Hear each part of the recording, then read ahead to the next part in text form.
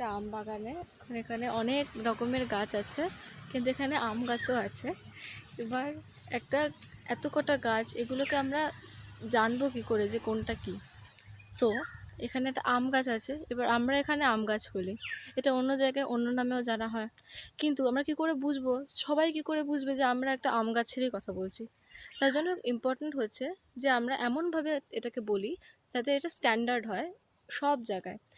যেখানেই যাই সেখানেই আমি যখনই একটা আম গাছের নাম নেব, এমন একটা নাম বানাবো যেটা বললেই সবাই বুঝবে যে আমি আম গাছের কথাই বলছি।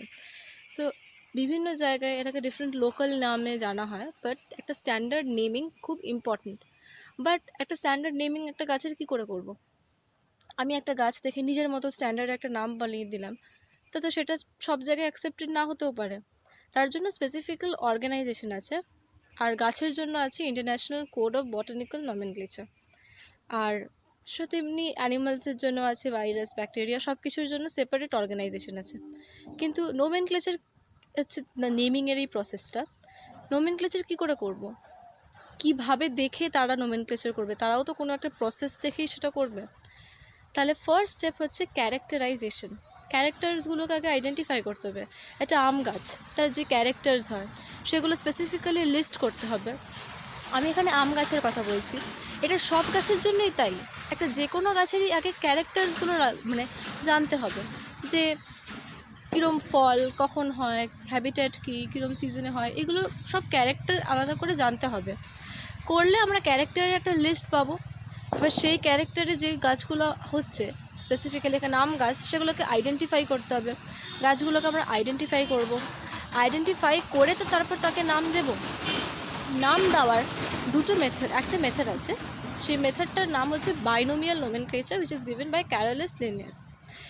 এবার তার নেমিংয়ের কিছু রুল আছে, বাট মোস্ট ইম্পর্টেন্টলি একটা যে কোনো নামের দুটো পার্ট হয়, genius R specific epithet.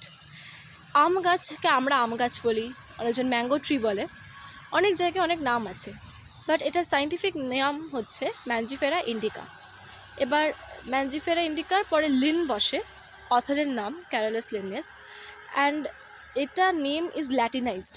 Irrespective of whatever, এটাকে ল্যাটিনেই বলা হয়। ওয়াই? বিকজ ল্যাটিন বা গ্রিক এরা সব ডেড ল্যাঙ্গুয়েজ, অ্যান্ড এগুলোকে জেনারেলি কোনো রকম মডিফিকেশন করাটা পসিবল নয়, সো এটা খুব স্ট্যান্ডার্ড হয়ে যায় নামটা। এবার নাম হলো এটার ম্যাঞ্জিফেরা ইন্ডিকা। এবার এই নামে এটা সবাই জায়গায় জানা হবে, ম্যাঞ্জিফেরা ইন্ডিকা হবে। তেমনি হুইটের নাম আছে ট্রিটিকাম অ্যাস্টিভাম, মানুষের হয় হোমোসেপিয়েন। এরকমভাবে সব কিছুর আলাদা আলাদা সায়েন্টিফিক নাম আছে। কিন্তু সব কিছু কিন্তু আমরা তো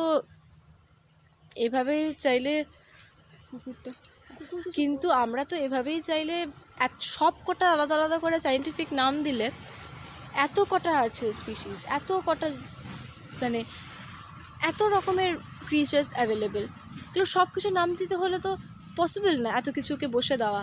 তাই জন্য এগুলোকে ক্লাসিফাই করা খুব ইম্পর্ট্যান্ট, এগুলো সব কটাকে ক্লাসিফাই করা ইম্পর্ট্যান্ট, অ্যান্ড দ্যাটস ওয়াই একটা ক্লাসিফিকেশন সিস্টেম হলো। আর ইচ ইউনিট হচ্ছে ট্যাক্সন। সো যেমন ডগস, ক্যাটস, এগুলো একটা ইউনিট, একটা একটা র্যাঙ্ক, ট্যাক্সন বলে এটার নাম, যেটাকে আমরা ক্লাসিফাই করতে হয়। তেমনিভাবে আম গাছকেও ক্লাসিফাই করতে হবে, it will come under kingdom প্লান্টে। এভাবেই আমরা আস্তে আস্তে ক্লাসিফাই করতে থাকি, অ্যান্ড আমরা আস্তে আস্তে অনেক রকম সিমিলার ক্যারেক্টারের প্লান্ট একসাথে নিয়ে আর একটা ডিফারেন্ট ট্যাক্সনে রাখি, যাতে ক্যারেক্টারগুলো ব্রড হয় বাট সিমিলারিটিগুলো কম হয়, এভাবেই করে। তেমনি এটাই হচ্ছে ম্যাঙ্গো ট্রি, যেটার সায়েন্টিফিক নাম হচ্ছে ম্যাঞ্জিফেরা ইন্ডিকা। এভাবেই সমস্ত প্লান্টসের আলাদা করে, যেগুলো আলাদা স্পিসিস হয় সেগুলো আলাদা করে করা হয়। এভাবেই আমরা ডিফারেন্ট প্লান্টসদের বিভিন্নভাবে নাম দিই এবং তাদেরকে নিয়ে আরও ভালো করে আমরা পড়াশুনো করতে পারি।